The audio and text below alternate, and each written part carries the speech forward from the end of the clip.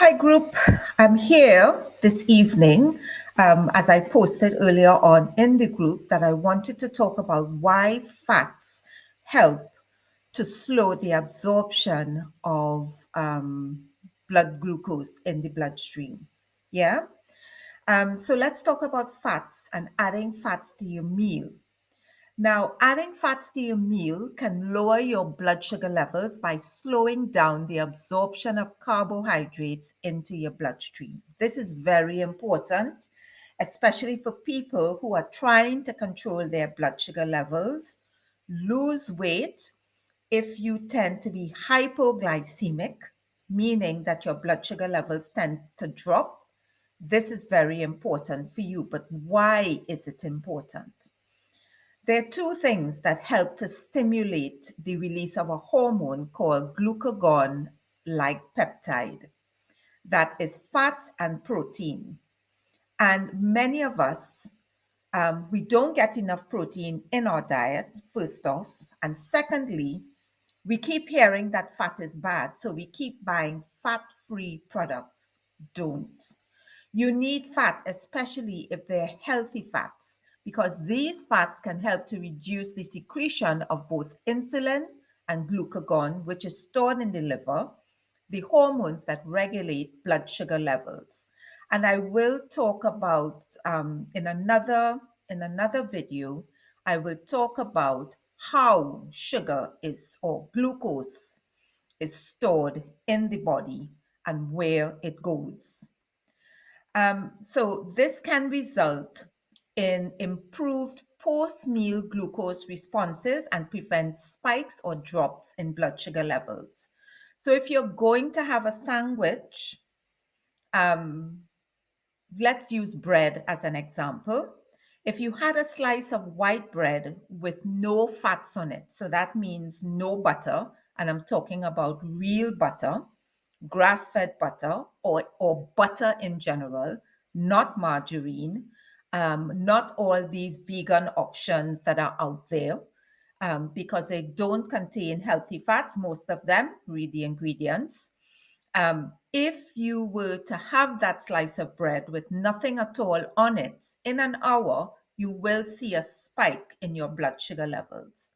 But if you did like what the Italians did, and when you were having your bread, you were dipping it in olive oil or even pumpkin seed oil, like I learned in Austria, this can actually slow how the blood sugar spikes.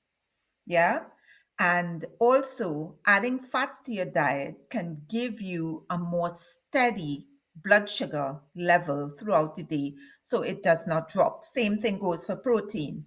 Protein helps to keep your blood sugar levels steady throughout the day so you don't have those big spikes and drops.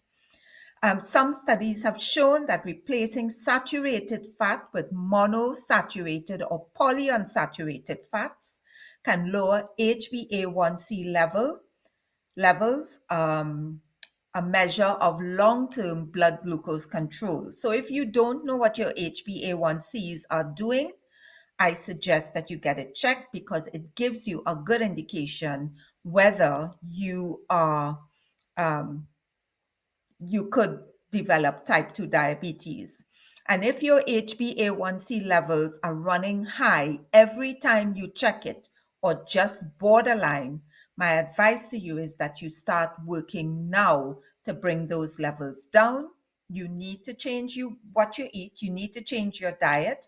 You need to look at good quality fats as well as good sources of protein in order to fix it. So this is what I'm going to leave you with today. It is important to choose healthy sources of fat, in, like you can, such as nuts, seeds, avocados, olive oil, and fatty fish when you're adding fat to your meal. So, for instance, if you want to have a sandwich and you don't want to use butter, then you can actually spread avocado on it, and you can use the avocado as butter in place. Fatty fish, like salmon, sardines, mackerel, um, any of those types of fish, herring, whitings, or what they call jackfish, all of those are good sources of fats, and you need to add them when you're having your meal. My best advice is stay away from anything that says fat free. Fat free mayonnaise, fat free yogurts, anything that says fat free, it is not healthy for you. It is usually loaded with sugars because fat adds flavor, loaded with sugars, and it will spike your blood sugar levels. So I hope you listened to this short video. And if you have any questions, please pop it in the comments. You know, I'm always happy to answer questions. All right, I'm off. Bye, guys.